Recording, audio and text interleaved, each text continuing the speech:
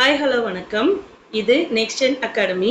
இப்போ நம்ம என்ன பார்க்க போகிறோம்னா சைக்காலஜியில் இம்பார்ட்டன்ட் 50 கொஷின்ஸ் பார்க்கலாம். இது டெட் எக்ஸாம் எழுத போகிற ஸ்டூடெண்ட்ஸ்க்கு கண்டிப்பாக யூஸ்ஃபுல்லாக இருக்கும். எக்ஸாமுக்கு போகிறதுக்கு முன்னாடி ஒரு வாட்டி பார்த்துட்டு போங்க. இப்போ வீடியோக்குள்ளே போகலாம். ஃபர்ஸ்ட் கொஸ்டின், ஈகோ என்பது இட்டின் நடவடிக்கைகளை கண்காணிக்கும் ஒரு காவல்காரன். எனவே இது ஆளுமை நிர்வாகியாகவும் செயல்படுகிறது. அடுத்தது வந்துட்டு மேல்நிலை மனமான சூப்பர் ஈகோ சுமார் டேஸ் வயதில் துவங்குறது அப்படின்னா 6 இயர்ஸில் ஸ்டார்ட் ஆகும். அடுத்ததா மனசாட்சி, வாழ்க்கை குறிக்கோள்கள் இதெல்லாமே டேஸ் மனத்தின் கூறுகள் அப்படின்னு கேட்டிருக்காங்க. மேல்நிலை மனத்தின் கூறுகள். அடுத்த question, id, ego, super ego ஆகியன யாவும் இணைந்து செயலாற்றினால்தான் ஆளுமை சமநிலை ஒருவனிடத்தில் தோன்றும். இதை என்னன்னு குறிப்பிடப்படுது அப்படின்னா இசைவான ஆளுமை வளர்ச்சி. அடுத்தது, ஆளுமையின் இசைவான வளர்ச்சியில் குறிப்பிடும் போராட்டங்கள் மனவிரைப்பு நிலையை குறைக்கும் முயற்சி என குறிப்பிட்டவர் சிக்மண்ட் ஃப்ராய்டு. அடுத்ததா, ஃப்ராய்டின் கோட்பாடு உள இயக்க கோட்பாடு என்றும் அழைக்கப்படுகிறது. அடுத்தது, இவர்களின் கோட்பாடுகள் புதிய ஃப்ராய்டியன் கோட்பாடுகள் என்றும் அழைக்கப்படுகிறது. யாருடையது அப்படின்னா யூங் மற்றும் ஆட்லர். அடுத்ததா, ஒவ்வொரு குழந்தையும் தனக்கு தகுந்தவாறு தனித்தன்மையுடன் உயர்நிலையை அடைய முயற்சித்தலையே அவரது வாழ்க்கை முறை அல்லது அவரது பாணி என குறிப்பிடப்படுகிறது. அடுத்ததா, குழந்தைகள் நேர்மையான டேஸ் ஆளுமை வளர்ச்சியை பெற வீடு, சமூகம், பள்ளி இதெல்லாமே ஒருங்கிணைந்து செயல்படணும் அப்படின்னா இசைவான ஆளுமை வளர்ச்சியை பெற இவையெல்லாம் ஒருங்கிணைந்து செயல்படணும். அடுத்தது, ஆளுமையை அளவிடும் முறைகள். ஆளுமையை அளவிடும் முறைகள் அகவய முறை, புறவய முறை, புறத்தேற்று நுண்முறை என இருக்கு. அடுத்தது, சுவிட்சர்லாந்து நாட்டு உள மருத்துவரான ஹெர்மன் ரோஷார்க் என்பவரால் உருவாக்கப்பட்ட மைத்தட சோதனை எத்தனை அட்டைகளை கொண்டது அப்படின்னா 10 அட்டைகளை கொண்டது. அந்த 10 அட்டைகள்ல black colour 5, blue and red 2 கார்ட்ஸும், ஆல் கலர்ஸ் 3 கார்ட்ஸும், டோட்டலா 10 கார்ட்ஸ் இருக்கு. அடுத்ததா, நாட்டம் என்பது குறிப்பிட்ட ஒரு துறையில் கவர்ச்சியும் அத்துறையில் திறமையுடனும் செயலாற்ற ஆர்வமும் அதில் தேர்ச்சி பெறக்கூடிய தகுதியும் ஒருவரிடம் உள்ளதை குறிப்பது அப்படின்னு சொல்லிட்டு நாட்டத்தை பத்தி சொன்னது யாருன்னா பின்ஹாம். அடுத்தது, குறிப்பிட்ட ஒரு தொழிலை அல்லது செய்திறனை கற்பதற்கு ஒருவரிடம் உள்ள இயற்கையான திறனை அளவிட்டு கூற முற்படுவது நாட்ட சோதனை.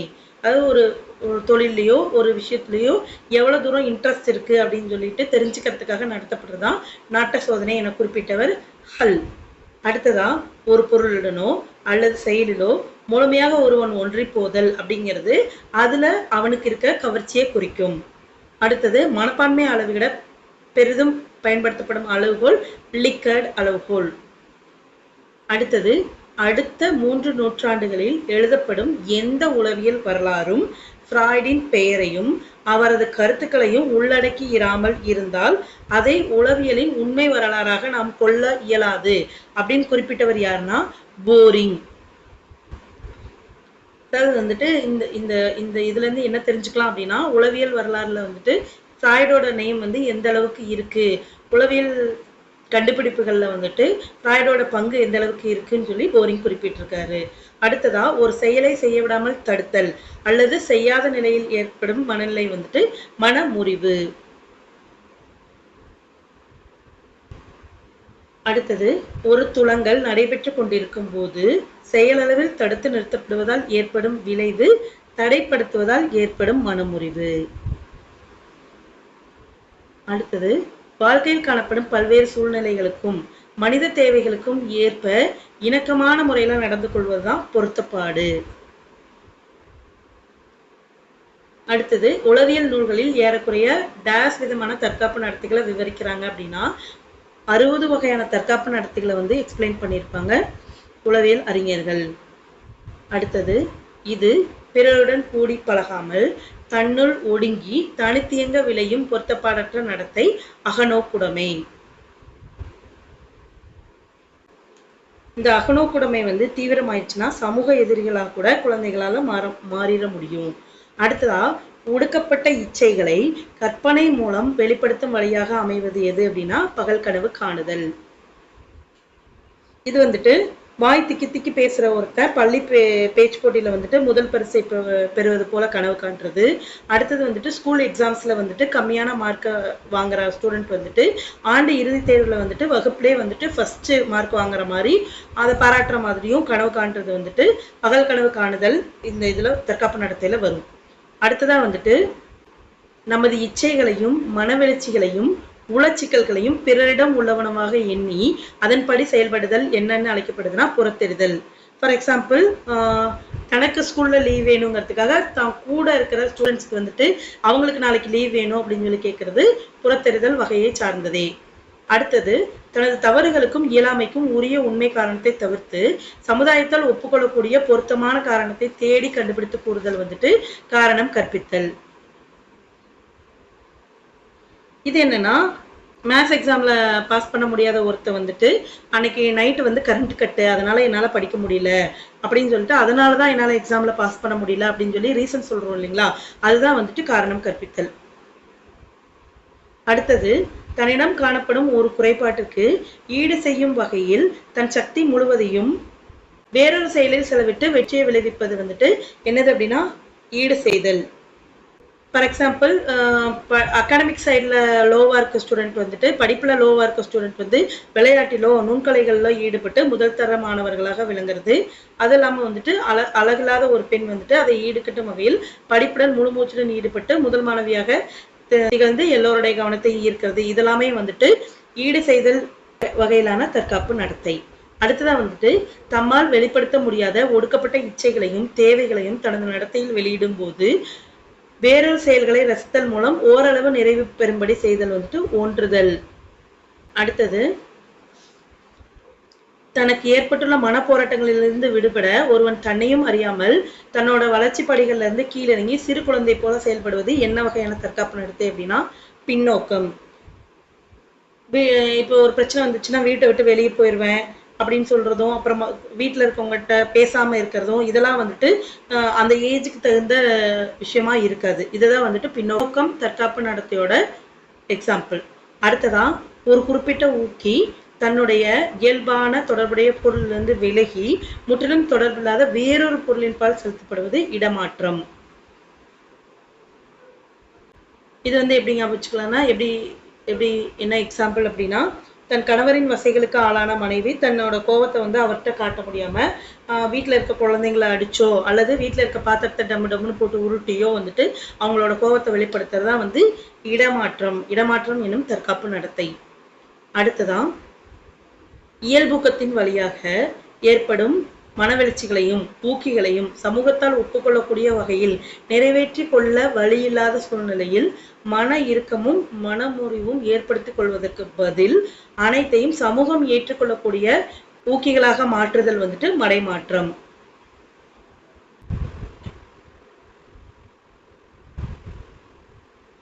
ஃபார் எக்ஸாம்பிள், குழந்தை பேர் இல்லாதவங்க வந்துட்டு செல்லப்பிராணிகளை வளர்க்கிறது, இதெல்லாமே வந்துட்டு மடைமாற்றத்துக்கு எக்ஸாம்பிள்.